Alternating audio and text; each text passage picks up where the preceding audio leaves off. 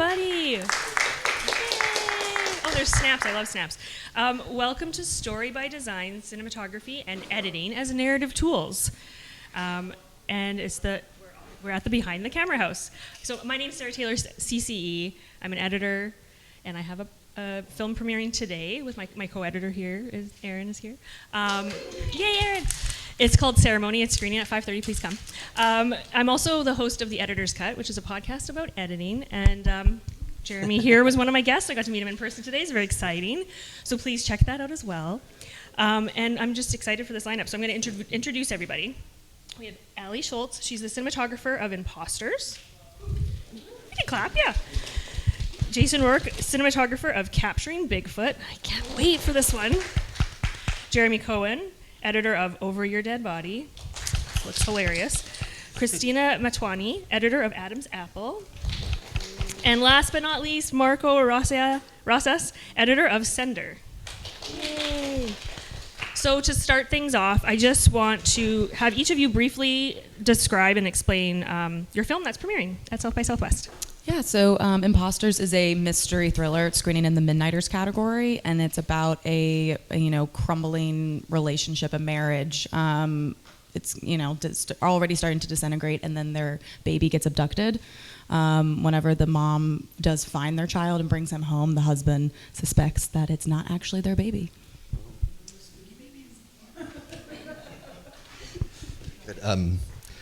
My movie, Capturing Bigfoot, is a documentary, and it's in the Documentary Spotlight program. It's really, we're telling the story of the very famous 1967 film that everyone has seen footage from, of Bigfoot, walking along the river. We have access to the family of the man that shot it, and we interviewed so many of the principal people that were part of making that film. And no spoilers because the article just came out yesterday. We basically have the camera test for that famous footage found in a vault.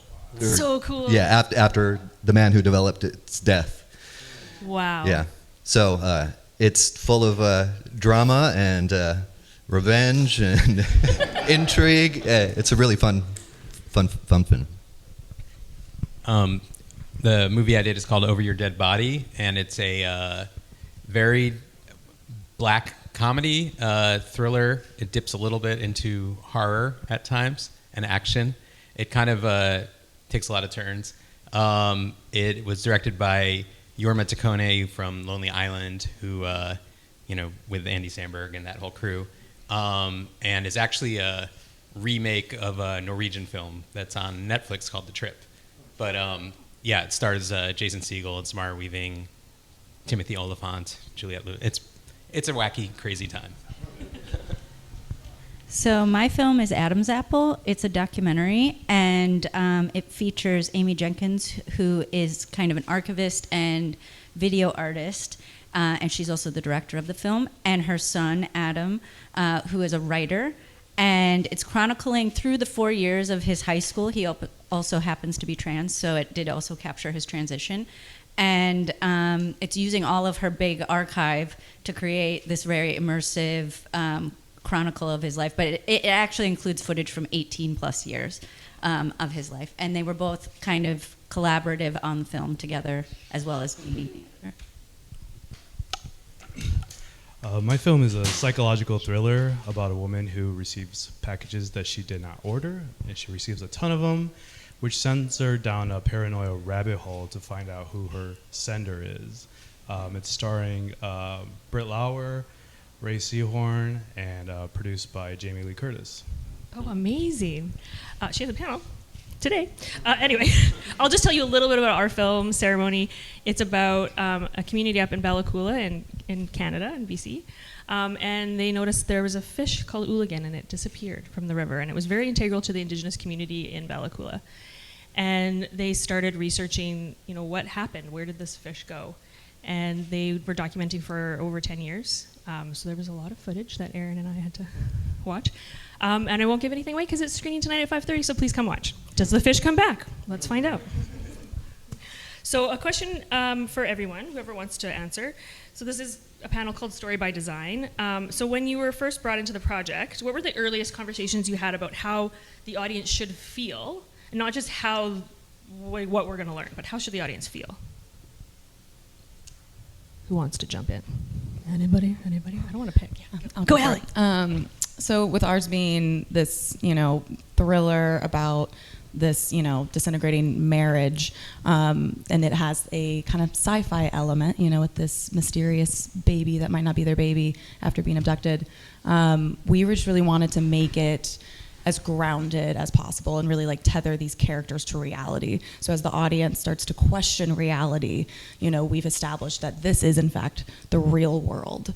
That was kind of our very initial conversations, was approaching this as a, very naturalistic, messy at times, dark at times, but also beautiful at times. Just kind of reflection of and the location plays a huge character as well in the story. It was shot mostly in one house, and also in the woods on the property. And so just really capturing, the feeling that was just naturally around us. One other person want to share their early conversations? I mean, Over Your Dead Body, like I said, is based on an existing movie. So tonally, we had a blueprint of how it was going to feel. That being said, there were more Yorma's from a comedy background, and the two folks that adapted the script from the Norwegian movie are a comedy duo called Britannic, who also have a movie called Pizza Movie in South by this weekend. So there was more comic elements, and there was a lot of work trying to balance keeping it grounded or suspenseful and keeping those thriller aspects, and still figuring out ways to pepper the comedy in and not break that tension. Did you watch the film that it was based off of Once. one time? Yeah, Yeah. And then you left it. That was literally, they said, hey, watch this and then we'll talk and see if you want to do it. So, yeah. Okay. Yeah. Great. So, throughout the, making of a film, eventually we developed its own style and editorial language. So was there a specific moment in production or post-production that you felt that the language, it just clicked? So on Adam's Apple, we had kind of a pretty clear direction given the type of material that we had. It felt very much like home video. It was very intimate, even though Amy happens to be a professional photographer, so it's very well shot. But my goal was let's lean into the style that it is. Let's not fight it. And I built a verite kind of backbone, and then we knew we had these two creative elements, which were these artistic moments that were coming from Amy that were called the Motherhood Archive, which are kind of hearkening back to her art practice, and they're kind of quick flashes of Adam, memories of Adam, going from the verite backwards in time. And then we also had a creative element from Adam, which was journals that he had written, and then I had also many different sources. He had shot a bunch of stuff. Everybody else in the family had too. So it was kind of going to be a collage style, and so we leaned into that. My film also uses a lot of archive material, from the 60s and early 70s, and it's mostly 60mm film, family film. Kind of our deceased protagonist was an avid photographer, so a lot of the archive is really good stuff, including the family home movies and such. But to speak to the question, it's a documentary so much about discovery along the way often. So there were points when we got interviews with a principal that we didn't think that we were going to be able to access. And one after another, we were really able to kind of tick off all of the principal players, and things just really fell into line, largely because of kind of the new evidence that we had too. So you're discovering things as you go, for everybody to learn about Bigfoot. I can't wait to watch it. I'm going to ask some individual questions now for everybody, but this one's specifically for Allie. So one of the themes that is touched on one of the things we want to talk about is collaboration. So the details are being kept under wraps for your film because it's screening, right? So we don't want any spoilers, but can you talk about how you interacted with other departments to help support your storytelling? Yeah, I mean, on this project, we had a lot of stunts, special effects, and as a DP, I really view my job as just like, if I had to describe my job in one word, it's really collaboration. And so it's working with my, camera department, lighting departments, but also coordinating with the production designer and, stunts and just making sure every single piece that everybody's working on ends up on camera the way we are intending and the way the director is intending. And so for this project, I also was working with an almost entirely local crew in Massachusetts. I'm LA based, and the director and a couple, producers, our production designer all came from LA. So we put a lot of effort into really gaining the trust of the local crew. Because I don't want to just be, this LA crew coming in and, setting I wanted to make sure we set a good tone. So we over prepared for especially our first week of filming. So day one, we had every single camera position pretty much marked out in the house we were shooting in. We had the most absurdly detailed shot list so that everybody on the team was super on the same page so every department could see. And I had my emotional support iPad, as I call it. So I walk around with my shot list, and over the course of the production, more and more people were getting access to that document because it was so helpful and everybody wanted to see all the details. And it's just, I really believe in making sure everybody's on the same page. And on our really intense schedule that we had, we shot the film in only 20 days. It was really essential that we got as much rehearsal time as possible and that we knew exactly what we were doing, because there was no time on set to, really think about it. We just had to always be go, go, go. So yeah, it was about building trust with the collaborators and also learning, so that they trust you and also trusting them. I had a really amazing gaffer, Sean, who I just from day one was able to kind of just hand him the reins sometimes, because I was also operating the film. And it's really hard when you're moving fast to DP and also camera operate. So I had this, incredible team that made it possible for me to do two jobs at once. And I loved being able to let some creative decisions be made by other team members. As an editor talking to cinematographer, I feel very excited because we get the footage and we're in the edit suite and we're like, okay, cool, this is what they got. But there's so many people that are involved, and we obviously filmmaking is all collaborative. But to hear that you connected with local crew and I just love it. It's great. So we should do more panels with cinematographers and editors. My next question is for Jason. So capturing Bigfoot. Okay, you had a small doc crew, and I'd love to know. Do you like working with small crews, and do you find that you were able to capture some of these intimate moments better because you had a smaller crew? It's funny. I work in commercials too, and it's a polar opposite than working on a small doc crew. In commercials, I rarely touch the camera. I'm standing with the director at the monitor, and I have an operator and a first and a second AC, and it's just a very, very different experience. And I can really kind of lend my eye to the picture a lot more in that circumstance. But documentary is, supposed to be a little bit more about real life.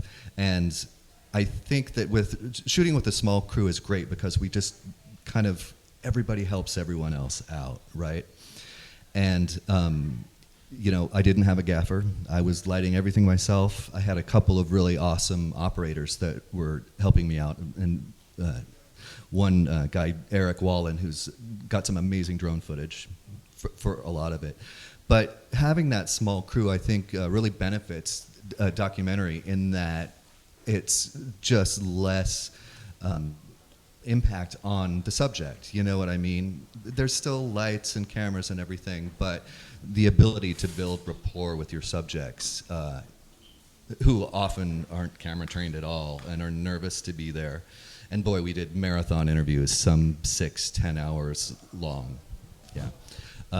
So that they get comfortable over time, for sure. And then get uncomfortable. Or tired. Yeah, and uncomfortable at other times, for sure. Yeah, but I really do like to work that way, and it's that process of discovery too. Just kind of like a small team, pivoting left or right depending on what's happening at any point in time. So, is there anything you do specifically as a cinematographer to make folks feel more comfortable on camera? Yeah. For me, it all depends upon your relationship with the team and specifically with the director. In commercial stuff, I often won't even talk to the subject, right? Let the director do all of that stuff. But in a situation like this, and in most documentaries, especially the director that I worked with on this film. This is our 4th feature together. We have a great relationship, and he highly encourages me to step in and ask interview questions kind of at the end of the interview if I think of something or want to follow a trail that the subject has been talking about. So I have that ability to build a rapport with the subjects as well, which is just great, and I think it just makes everyone feel so much more comfortable and vulnerable. Yeah. Oh, you're not just a face; like you're a human that they can Just talk so. to. I think it's really important. Jeremy, over your dead body. I'm very excited for this one. We talk about tension between comedy and the thrill, and maybe a little bit of horror elements. Yeah. How did you collaborate with your director? You talked a little bit about this, but to navigate that balance, and also, I just got to shout out one of your previous films, Totally Killer, is a thriller and a comedy, and it's hilarious, and Jeremy did a great job on that one. So thanks. he's got the chops for this, literally. So yeah, tell us about that balance. Yeah, that's fun. Yeah, we got the chops literally. Yeah, I mean, the fun thing with this movie is it kind of shifts what movie you think it is as it goes a little bit. It's building tension for the first chunk of it. It's hard to talk about without giving the movie away, but based on it, they put a trailer out, which at least gives you the sense that, or gives you the main plot point that this couple are having distress in their relationship. They've been married for a bit, and Jason Segel and Samara Weaving, and they're going to a cabin for the weekend, and he is plotting to kill her. Then all kinds of mayhem ensues after that. And so, yeah, for the first, chunk of the movie, you're kind of just building the tension of, is this what's happening, and is he going to be going through with this, and how am I supposed to be feeling about this as an audience? And then there's a twist, and things kind of get crazier and crazier as the movie goes. But like I said, there was already a movie that had the same structure as this. So we had that as a blueprint, at least tonally. And then, we had great actors and a great comic director. So we had lots of improv and lots of added moments. And yeah, it was really a push and pull about where we could go bigger comedy-wise and where it might break the fabric of the tension. And there's even extending to there was a moment where somebody's giving a big speech, and I cut to somebody else kind of rolling their eyes. Yes.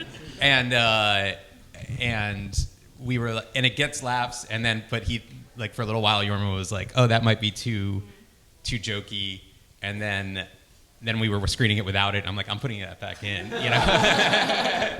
and it's in there, but yeah, so it's as micro as that, but. Were there any improv moments that you, when do you know if you're doing something with improv to stop or to let it go? I mean, it was somewhat contained. Also, Jason Segel is also a writer, so he actually, one of the funniest lines in the movie is something that he, I think, came up with, not in the moment, but had come up with it, thinking about the script in the moment in the scene. But yeah, it's cool because the actors have they're so good, and they give you all different levels of performance. So Jason Segel would often give one take that was a little bigger and a little broader, which you would never use as the entirety of a performance, because it's still grounded, it's still believable, but it's not the level that you want a performance to be at for an entire scene. But I did find places where I could I could use it here, and it would be pretty obnoxious, but in a good way, when his character is where you're supposed to be fuck this guy. So so it was fun to figure out how to pepper that stuff in. And also interestingly is Samara Weaving, is Australian, and she always is doing American movies with an American accent, but because this is she had to be able to improvise on the spot, she requested to actually do it in her actual accent, cool. because Yeah. otherwise, it's you can't really come up with something and then be oh wait, how would I say it then in this accent? So she's doing her Australian accent. That's very cool. Oh, that's a smart thing. Okay, so let's talk about Adam's Apple a little. You have 18 years of footage to work with. Plus, probably. A lot of footage. A lot of The archivist is here, by the way. You can see her. She's doing it right now. Amazing. Archiving again. What work? So when you're faced with this vast, deep personal archive, how do you begin to identify like the narrative threads? How did you even manage watching? Like, what did you pick up? I want to know. I could talk to you for hours after this about editing, but we don't need to go too deep into that. But yeah, how do you decide where to pull that thread? I was really lucky on this film because they gave me ample time to actually watch everything, and I literally did watch everything, which is kind of, I think because Amy is an artist, she understands that it's a process, and she really, this is an archive of her family, so she really wanted to be careful with it. And so they allowed me the time to watch all of it, so I literally did. They had done a lot of work before I started, kind of categorizing it, but and that was useful when it came to the edit, but when I watched it, I actually just went down the days. Do you know how many hours of footage you had? Hundreds. Okay. Unbelievable hundreds, because we had her archive, which she always has a camera in her hand, and then we also had all of this other kind of material too, like everything from Adam's phone, everything from her phone, everything from her husband's phone, everything from her other son's phone. So it was just an enormous amount of material, and so kind of where you try to figure out, okay, where are we going with this? And I'm sure everybody here knows this, but in doc, you're basically reverse engineering because you don't have a script. So it's kind of like you have this giant mass of material. What can you possibly make out of this? And there were definitely clear like narrative threads that Amy had been following over time. And then, and also there's a point in the film that Adam also gets a camera, so then there was also all of his footage too. So I started from a place of just like giving some constraints. Like we knew that we wanted to focus primarily on the 4 years of high school, and there were certain things that we knew that we wanted to include in the film. Like we wanted it to be a coming of age film, and so we knew we wanted to include all of those kind of milestones that teenagers have, like your first date and prom and all of that stuff. But then there was also the element of his transition, so we knew that a lot of that material was probably going to make it into the film as well. So it was constraints. Oh, and we knew that the creative elements were also going to be a part of it. So we knew that we were going to build this backbone of verite, and then we needed verite moments that would play to those creative elements that we were building outside of it too. So keeping those in mind. So it's a bit of a process of elimination, but with the constraints, it really helps. So that's how we did it. One quick follow-up question. So when you're watching some of this as an editor, what are you looking for? What are you marking to the things that like strike you? Is it emotion? Is it humor? Like just a quick little rundown. What are you going to put the marker on? Definitely anything funny, because we knew we wanted it to be funny. Like, there's going to be some serious family moments and some serious moments probably for Adam and for Amy, but we wanted to include every funny moment. And unfortunately, we didn't include everything because you can't, but there's so many funny moments, especially in the phone footage, because, it's like two brothers, goofing around or just funny family things that happen. And then, anything that would kind of followed the constraints that we had talked about. Like, is this something that's related to the trans storyline within the film? Is this something that's related to like family dynamics, or teenage milestones, mostly? Wonderful. Okay, Marco. So Sender, we follow the character Julie, and she's growing more and more paranoid throughout the film. I think you that's not giving anything away. So as the editor, how did you find that pacing and rhythm to mimic this psychological change that she's having so that the audiences could feel that perspective from her? Yeah, so naturally in thrillers, with rhythm and pacing, you kind of want to escalate it as the story unravels and heightens. And then you want to de-escalate the rhythm and pacing in moments of exposition or just different dramatic moments. But with Sender, the difference is that Julia, our main character, is at the beginning of her journey of recovery. So we kind of have to right off the bat, get into her state of mind, which as she's starting recovery, she's got a really busy mind.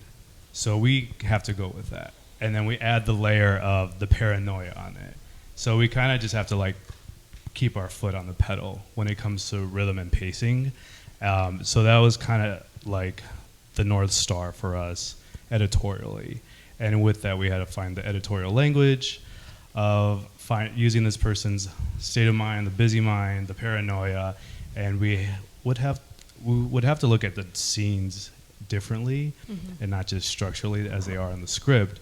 But we really had to take a step back and see how we could blend it, because that is Julia's state of mind. It's all like a blur to her, and things are meshing together internally and what's happening in reality as well. As an editor, having to cut like that and think of that state of mind, was there anything you did to get into that for yourself? Not that I want you to feel paranoid Yeah. I mean, when we first assembled the edit, again, following the script and with your natural instincts creatively for a thriller, you kind of just want to follow the script and do everything structurally. But it felt very flat. And so we had to have a discussion with our producers, Thomas Grabinski and director Russell Goldman. They were like, experiment, like have fun, which I feel was a nice way of try something different. Yeah. So I really had to take a moment with myself, and on my wall I had all my post-it notes of the scenes, and I just kind of looked at them and tried to see what ties each of them together. And I was like, how do I blend them? And so that's kind of where we found the editorial language and the paranoia. And that's kind of the mindset I put myself, is like, I would look at the scenes and just be like, how do I blend these together and kind of make their own like little arcs as like together, like a beginning, a middle, and an end, and then kind of just keep going with all the scenes and throughout the film. Oh, that's awesome. This is a question for everybody. So all these films, they deal with family legacy, identity paranoia, personal transformation. As editors and cinematographers, how do you keep focus of the human experience at the center of all of these ideas? I think as a documentarian, it is about being there and shooting it until you find those moments. Really, I think the narrative is probably a bit different, but yeah, very much it's like trying to wait, make everybody comfortable, and finding those magic moments. I'd say narratively there's something similar, instead of, these, non-actor talent, we're working with, actors that understand, our world. But I think again, kind of going back to trust and collaboration, especially also since I was camera operating, you build a relationship with that person on the other side of the camera, regardless of what, genre or, type of project you're shooting. So I think it's really important to really connect with your actors on a really like emotional level. And so for those deeply emotional scenes, we're keeping the set quiet, we're keeping like the energy like wherever they need it to be. And then also letting the camera, sometimes kind of hang back for a moment if it feels like that's the right choice, or sometimes, something's really emotional and I get drawn in with the camera and we come in closer. And I like to really operate from that place of just like emotional gut instinct and try to feel what the actor is feeling. Oh, I like that. So, and do you think having the opportunity in a smaller crew where you got to be the camera op as well, that benefited the film? Absolutely. I mean, I love camera operating. It's really hard to do that and also, light a night exterior oneer, and you're also operating it, and it's a single take. And so at a certain point you have to take off the DP hat, and that's where, like I said, I relied on my gaffer. I was like, hey, I'm gonna do camera rehearsals, you check the lighting, and then we'll talk after rehearsals about exposure, and we'll make some tweaks, because I can't watch the lighting during the take. I have to be listening to the actors, because we were swinging back and forth and finding the rhythm doing a oneer. It's like, I think it's like a 1 minute scene. It was our first night exterior of the shoot, so that was like scary for me. We're setting a look here. And I think, just like trusting my instincts and trusting, and building that trust with the actors, like we really got into a good rhythm together. And I think it's, some of my best work, camera operating for sure. Oh, I can't wait to see this. Okay. I want everybody to answer this question. So you're all premiering at South by Southwest. It's very exciting. First time your film's going to be seen with an audience. What is one shot, one scene or cut that you want that audience to remember when they walk away from the film? And maybe we'll start with Marco. Sorry to put you on the spot. Yeah, that's a tough question, especially after. Yeah. Well, honestly. Or you could say even maybe a feeling you want them to walk No, away with. for That could sure. work. I mean, honestly, I would say there's not a cut or a scene I would want the audience to remember. I guess what I would want the audience to walk away with is the ride that the edit takes you on. Like as I mentioned, we're with Julia, our main character. You're with her 98% of the film, and so you're with her. You're in her state of mind, and so the ride you go along with her is what I would want the audience to walk away with. And we did it in editing. Yeah. Amazing. I'm going to say I want everybody to walk away with the feeling and or idea of unconditional love, which we kind of talk about being the theme of our film. I think that it's like extremely apparent within the film, within the family. But also Adam had said this, and I think this is just so beautiful, is he also wants trans people who watch the film to realize that they need to have unconditional love for themselves too. And so I just hope that everybody feels that, because I think it's very apparent in the film. There's a part in the movie that in all our test screenings with friends and family, and then also we had one actual test audience. It's like where people kind of feel like they first start realize they're like able to laugh, and they start laughing more and more, and it builds, and then something kind of something surprising happens, and everybody goes ooh. So that's kind of I'm waiting to hear that moment tonight. Yeah. Oh, audience reaction's the best. Yeah. When I heard that first, I was like, oh yeah, we got him. So yeah. Yeah, it's funny. It's like watching it with an audience is such a different thing than viewing it in the edit or whatever. Yeah. And you really get that sense of oh, I hit it, right? Yeah. That's awesome. In our film, we had a process where we would do these marathon interviews with our subjects and then kind of show them the new evidence that we had. They didn't go in blind. They knew that they were going to get to see something, but we wanted to interview them about their experience before they saw kind of what we had. So there's this moment where kind of the leading Bigfoot expert in the world, a man named Jeff Meldrum, he's an anthropologist, and he's really relied on this really famous 1967 footage throughout his career to validate the existence of Bigfoot. So we had a 5 or 6 hour interview with him and then showed him our film, and we're shooting his reaction as he's watching, this 16 millimeter film from an old Bell and Howell projector, and just kind of like the look on his face as he realizes what he's seeing, and he's like, huh, So that is like a really revelatory moment in our film, and it kind of happens with every subject. It's like, what did I just watch? Yeah. I got goosebumps you describing it, so I can't imagine what it was like being there in real life to witness that, and then also, that's cool. Yeah. Imposters has a lot of twists. It has surprising moments, shocking moments, and I can't wait to hear, the gasp and the reactions. But really, I'd say the second to last shot of the film, really, the story is wrapped up, but it leaves you wanting more. Like my brain, like as soon as the movie's over, I just want to see the next scene. I want to see what is the next thing said between these two characters. And so I really want to see, as that moment happens at the end, and then we cut to black for the credits, just like everybody's minds in the audience just like kind of spinning out. Ooh, I love it. I'm going to just say a little bit about my film too.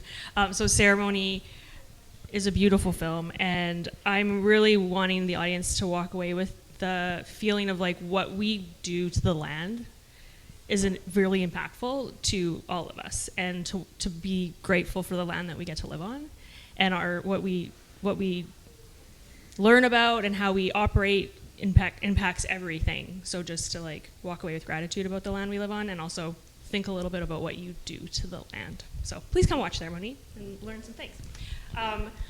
But actually I do have one more question that's not on the list, but I just want to know, maybe quickly, what is one thing that you each learned working on this specific project? And we'll start with Allie. I pride myself on being able to multitask like the highest level. I found my limit on this film with the doing, being a DP and the camera operator, and we had to shoot out our lead talent in the first 3 weeks of production. So our first 2 weeks were just absolute madness. The schedule felt truly impossible.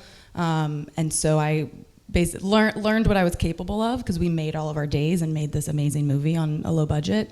But I learned maybe I should sometimes have a camera operator, or that I need, a gaffer I can trust, that I can't, do everything all the time, because there's a limit. That is a very good thing to learn. And I want to say, a female specific, I know for myself as an editor, female editor, that often I'm like, well, I need to do it all, and I'm expected to do it all, and yeah, it's probably a feminine trait to just manage it all. I think let's get people to do it too. Come on. And we talked about earlier. I mean, at the end of the day, I wouldn't change a thing. I think it was right that I operated it, because I love that part so much and I love what I did. But yeah, it's like makes me think about future jobs a little bit more closely about which hats I want to wear, and make sure that I'm not pushing myself too far. This doesn't really apply to this film, but I wanted to echo something that you just said. And a DP's relationship with the gaffer is ultra important, and to have someone that you trust to step in and light it the way, so that when you walk into your scene, you're like, perfect, or maybe just tweak this or that. It's such an important relationship. What was the initial What did you question? learn? It could be a tech thing that you learned. And you didn't have a gaffer, so I didn't have a gaffer. You learned you needed a gaffer. I learned a lot about cowboy culture, and in Texas now too. all of our principals are cowboys from Yakima, Washington. So that was a bunch of fun, and it was about building rapport with these old cowboys and getting them to trust me. And like at the end of the process, giving me big hugs. I love you, Jason. Oh, that's the best. So that was good stuff. I love it. One thing when we were so I was saying it was based on an existing movie, but we did, it did resolve into being its own creature, and there are actually some big differences in what we did, and some parts of the original movie that we cut out, which were shot and edited and tested, and then we were just trying to move it along. And there was kind of a truism that our director, I think he inherited it from, I think it was John Favreau, the director, but that, like, when you're on thin ice, skate faster. So like whenever we were running into some kind of plot issues or timing issues about how is this happening while that's happening, we're just like, let's just get through it quicker. And then, well, I mean, it's all in good fun, but I mean, no, I don't mean that we're hiding issues. But you could, that's fine. Yeah. No, it's just like there were certain things that like people were bumping on, and then when they actually happened in quicker succession, it made more narrative sense to them if there wasn't as much in between, and the emotional through line is a little cleaner. So I don't know. It's actually kind of, and the director also, he said if he had his druthers, like his director's cut is going to be shorter rather than longer. You know what I mean? Wow. Like he likes to keep it moving and pacey. So, so those are just, those are good rules of thumb now that I have in my head to be speaking to me when I'm sitting down at a new bunch of footage. I love it. I think that the thing that was new for me on this project is I had never actually worked with the people in the film. Like, I've never collaborated with the subjects of the film before. And that's kind of intimidating for me. I kind of had a rule, like, I don't want to meet the people in the film until it's over. Because it's like a way to keep myself kind of fresh or not get too bogged down in the emotions of it, like, while I'm making it. So I'd always been kind of intimidated to do something like this, but I love a challenge. And so I said, hey, why not? And actually, it ended up being a really great experience. I think, we have a really tiny team, and we all get along really well. And so it was just a wonderful foray into collaborating with the people in the film. So that's what I learned. Oh, cool. What I learned in editing this film is, besides like trust your instincts, but at the same time, don't be afraid to try something new, unconventional, and kind of just swing for the fences. Give yourself some time to really discover editorially, and you might be surprised on what you find. Oh, And so, yeah, that was one of the big takeaways from Sender. Yeah.